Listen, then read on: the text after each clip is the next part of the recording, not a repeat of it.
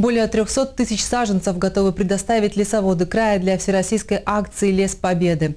Всего на этом поле 4 миллиона саженцев. Деревца провели в земле 2 года и готовы переезжать на аллеи городов и в леса районов края. Более 300 тысяч саженцев сосны, лиственницы, дуба и рябины станут частью «Леса Победы». Акция приурочена к празднику 70-летия Великой Победы. Массовые высадки на Алтае начнутся на следующей неделе. Юбилейный год Победы, я считаю, у нас достаточно такой хороший материал и хорошее это дело для того, чтобы высадить как можно больше количество деревьев, для того, чтобы в дальнейшем наши потомки уже знали и помнили о таком лесе.